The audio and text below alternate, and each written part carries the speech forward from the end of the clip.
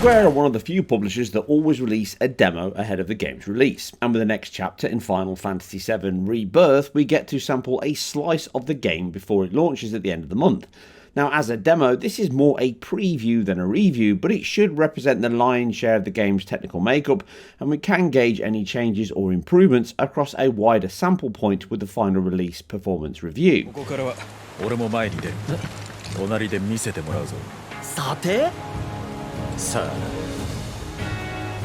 As a second chapter, it offers the same modes as Chapter 1, a full 4K graphics mode that runs at 30 FPS, then a 60 FPS performance mode. The more things change, the more they stay the same. However, first impressions can be deceptive, as the performance now runs at a lower 2560 by 1440 output rather than the previous 1512p approximate level. The initial reduction does not seem that high, but as before, it can dynamically shift down to a counted low of 1080p.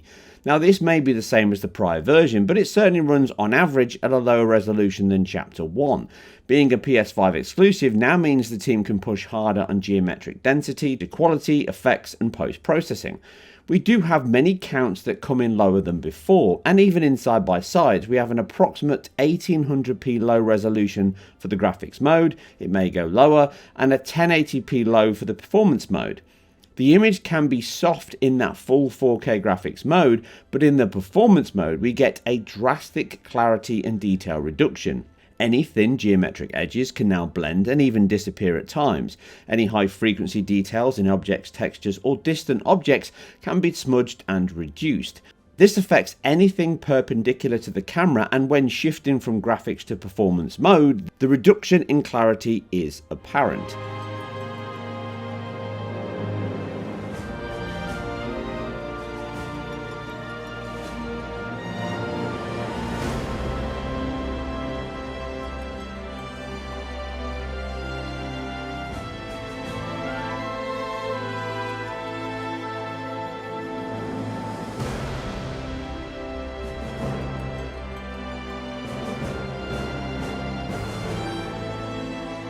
Now, as we have covered many times before, resolution is only part of the conversation regarding the game's visual quality.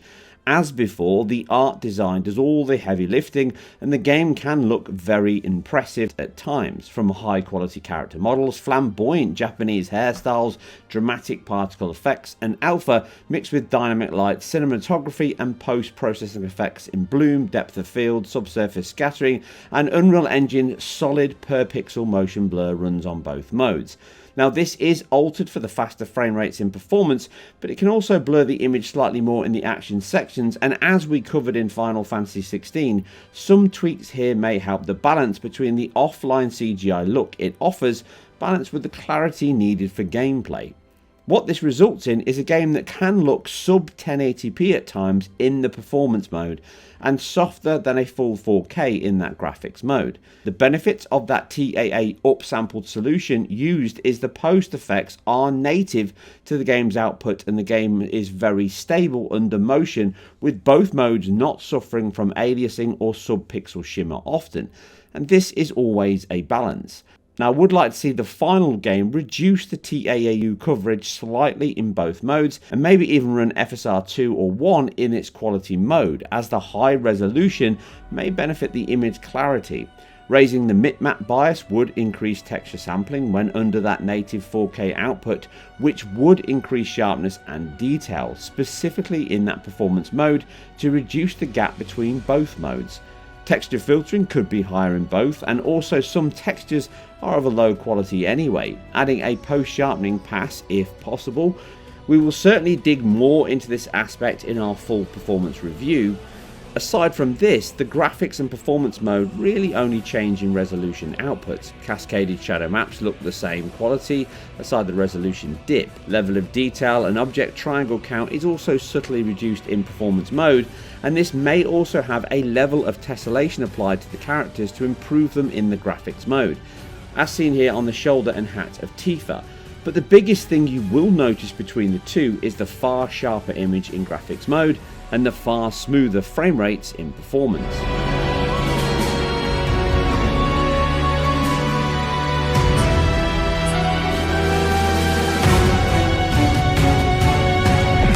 this makes it sound like a bad looking game, which is clearly not the case, but the good news comes in that these decisions all deliver an incredibly solid performance rate in both modes. It really leaves this section a little empty, at least in the opening sections of the game from this demo. Real-time cutscenes all play out perfectly with no issues on frame pacing in the 30 FPS mode or smooth quality in the 60 mode. In addition, they all shift into and out of them into gameplay seamlessly with no hitching or issues.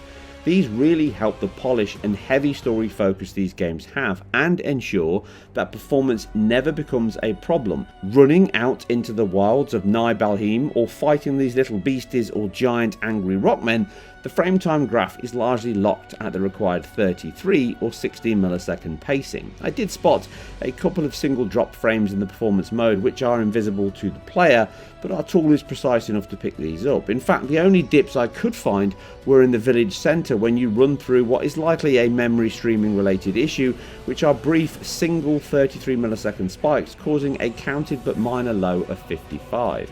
In general, the average for the quality mode is locked 30 FPS and the average for the performance mode is an almost perfect 59.7. So on this score, you have a very stable and smooth title with which to lose weeks of your life and never worry about those pesky stutters. A nice treat, and I applaud the team for making such a focus on performance, as it is not always the top of their focus.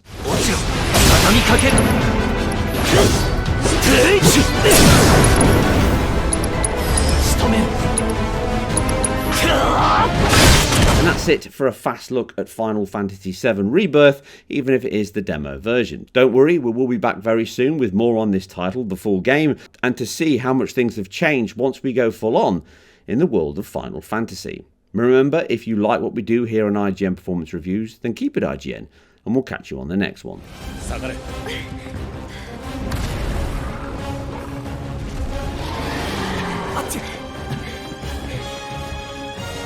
お前好みの展開だな。